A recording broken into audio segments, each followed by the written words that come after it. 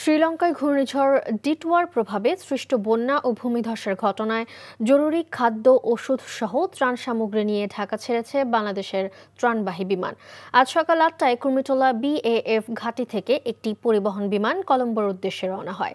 বন্যা ও ভূমিধসে শ্রীলঙ্কায় মানবিক বিপর্যয় দেখা দিলে দেশটির সরকার আন্তর্জাতিক অঙ্গনে সহায়তার আবেদন জানান। সেই ডাকে সাড়া দিয়ে বন্ধুপ্রতিম দেশের পাশে দাঁড়াতে বাংলাদেশ সরকার জরুরি ভিত্তিতে এই মানবিক সহায়তার সিদ্ধান্ত নেয়।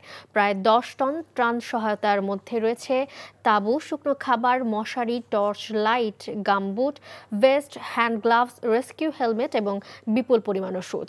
সশস্ত্র বাহিনী বিভাগের নির্দেশনা ও বিমান বাহিনীর সার্বিক তত্ত্বাবধানে এই ত্রাণ সহায়তা কার্যক্রমে অংশ নেন বিমান বাহিনীর 15 ক্রুয়ের একটি দল, সশস্ত্র বাহিনী বিভাগের একজন এবং পররাষ্ট্র মন্ত্রণালয়ের একজন প্রতিনিধি। বিমান বাহিনীর air commander doctor Mohammad Shahidul Islam এই মিশন কমান্ডারের দায়িত্ব পালন করেন। আজই ফেরার কথা রয়েছে ত্রাণবাহী এই বিমানে। কলম্বোস্থ বাংলাদেশ দূতাবাসের সংশ্লিষ্ট কর্মকর্তাদের নিকট এটা হস্তান্তর করব। দূতাবাস পরবর্তী কার্যক্রমের জন্য শ্রীলঙ্কান সরকারের সাথে সমন্বয় সাধন করবে। যেহেতু রেস্কিউ টিম যাচ্ছে না, আমরা মূলত রিলিফ আইটেম নিয়ে যাচ্ছি।